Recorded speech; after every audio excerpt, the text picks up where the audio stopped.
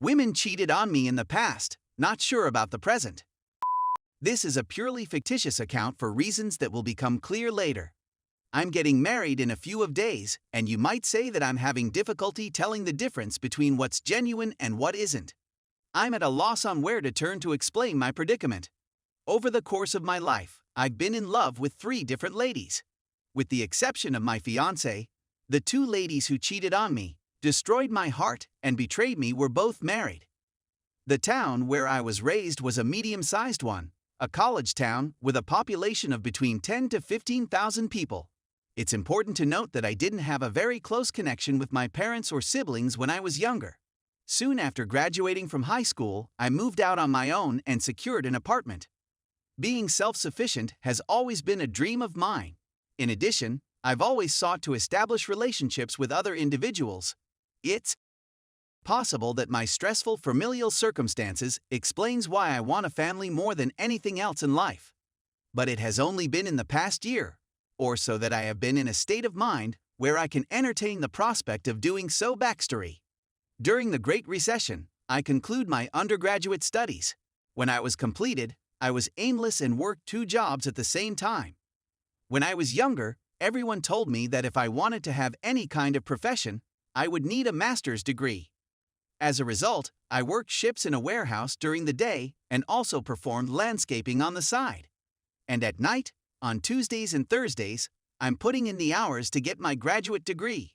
I met a female who was considerably older than me with the help of some other classmates. Let's name her Anna for the time being. Anna was a small woman who was half American and half Thai. She enjoyed classical dance and art history, and she was half American and half Thai.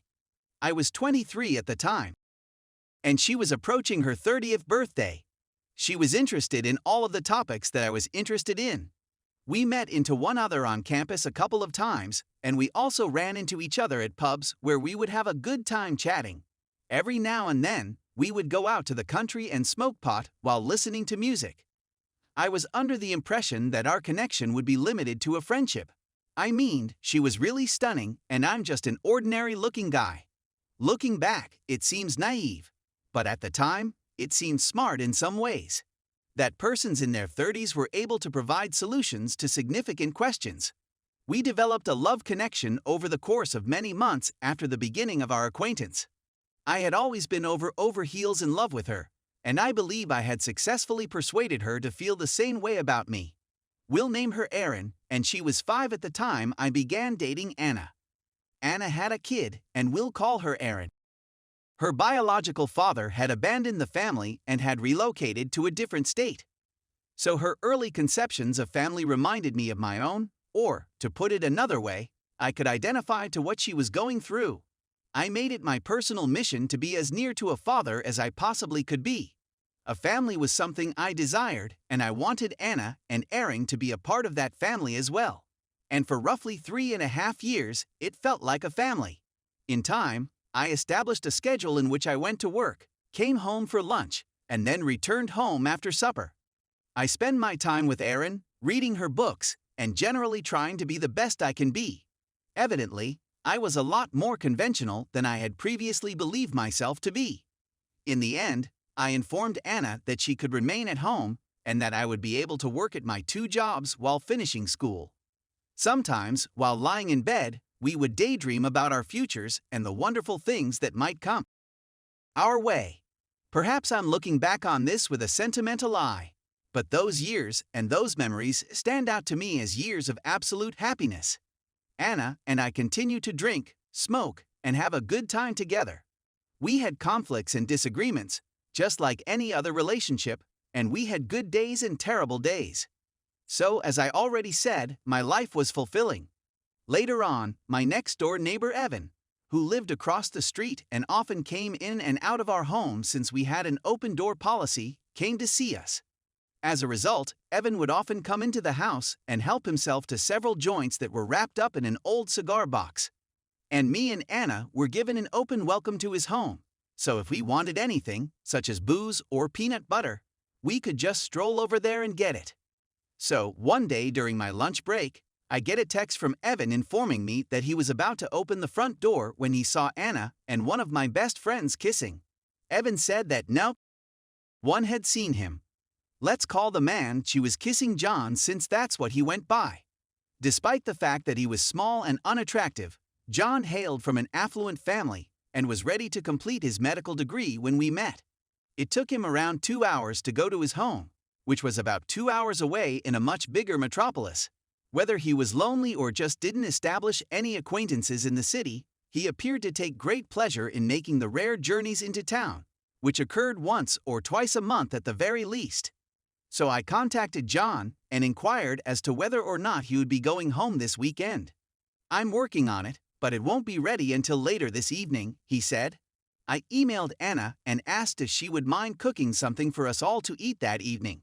And then I casually said, "Oh, did you know that John's coming in tonight?" I had no idea what she was talking about. She behaved as if she was astonished, as if she didn't know what she was talking about. After all, I was approximately an hour away, and it was customary for me to not arrive at my house until 7 or 8 o'clock in the evening. I informed the warehouse supervisor that I had to leave early due to a family situation and that I would be back later.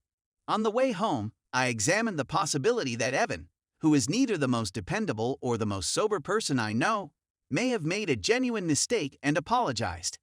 Afterwards, I texted, "Well, is there another vehicle in the driveway besides Anna's?" I described the appearance of John's automobile. Evan responded by texting me that, in fact, Anna's vehicle is the only one in the driveway. At first, I was concerned, but as I got closer to the home, I started to giggle, thinking Evan must have been high or had just caught a glimpse of something. A call from Evan arrives around 7 miles away. He informs me that the automobile of the same make and model that I described was parked across the street on the other side of the street, which Evan would have spotted from the angle of his front yard. I contacted John and Anna to let them know that I could be running a bit late this evening and that they should prepare supper without me if I don't return before dark. "Yeah, I'll probably be getting in just a little bit before you," John said via text message. Anna responded by text message saying, "That's fantastic, I'm just tidying up the home." Evan and I walked around the back of the building. As soon as I opened the door, the two of them bolted out. Everyone was yelling at the same time. I attempted to take a swing at John, but I failed miserably. He smacked me in the face and I fell to the ground, hitting my head on the wall. Evan followed down John and beat him up quite badly in my driveway, where I was watching. Evan was taken into custody by the police not long after they arrived. As a result, I felt awful since I didn't have the money to bail him out at the time, and I apologized to him the next day. He assured me that I shouldn't be concerned. In fact, it came out that John and Anna had been messaging and contacting each other while I was at work for the previous few months. I assume she believed he was a more secure long-term investment, financially speaking, than she did. We had a falling out. We both decided to relocate. She moved in with John, and I believe their relationship lasted just a few months in total. It probably took me a year to really recover from the experience, including the betrayal, the lying, and the deceit. In the end, I returned to my hometown and began seeing a lady named Alex, whom I had known since high school. In actuality, I was far more in love with her than she had ever been with me at any point in time. During our 2-year relationship, we also lived together for over a year and a half. After a while, she received an offer for a position in Colorado. She would be earning about twice as much as she was earning where we were living. In any case, Alex terminated the relationship by stating, "I don't believe our relationship can be sustained with us being so far apart from one another." I expressed my interest in finding work in the area, but she advised against it since she wanted to start again from the beginning.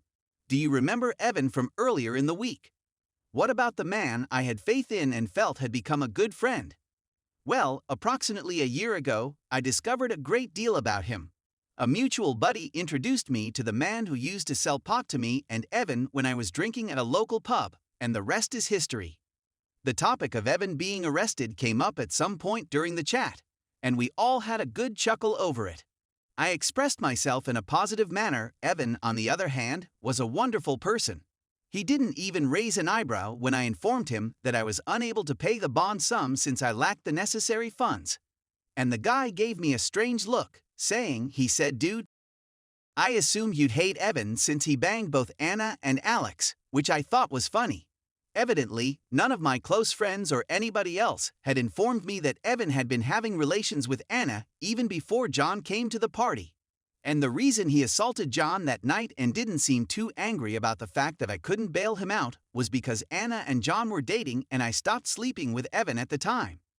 As a result, it had absolutely nothing to do with his being a close friend or even like me. Moreover, it found out that when Alex relocated to Colorado, she continued to meet someone from our hometown who turned out to be Evan. In reality, she had been having contact with Evan throughout the time we were together. This knowledge was overwhelming, and it took me months to process it all. Prior to meeting my fiancée, the only two women I had ever felt I'd really loved had both lied to me and cheated on me. Even worse, everyone around me was aware of this, with the exception of myself. I can't tell you how embarrassing and debilitating this experience was for my mental health. Consequently, you may be wondering, what does this have to do with the fact that you will be getting married in a few days? Take today, for example. Who do I see at the rehearsal dinner for the wedding? Evan. He arrived with a colleague of my fiancée's from work. It comes out that she is acquainted with Evan. Despite the fact that my wife and Evan work at different branches of the same bank that are about 30 miles away, they all work together. Maybe this comes out as paranoid, but I know what you guys are thinking. Is it crazy for me to assume that it's possible that my fiancé had an encounter with Evan? I realize that this seems completely insane, but Evan has slept with every woman I've been in a serious relationship with for the last 15 years, with the exception of this one. I don't believe he's aware of my knowledge of Anna and Alex's whereabouts. In addition, he didn't seem to be uncomfortable in my presence. Moreover, it was pleasant to speak with him, and I am not really concerned about events that occurred years ago. While there is no link between him and my fiancée other than the fact that he is dating her friend and that they both work for the same regional bank, there is a part of me that believes there is some possibility that he will or has already assaulted her. To be clear, I do not have any proof to support this claim. In reality, I do not believe she would or has done so. But I think I've been traumatized by the past and can't seem to shake the notion that it may be true in the future.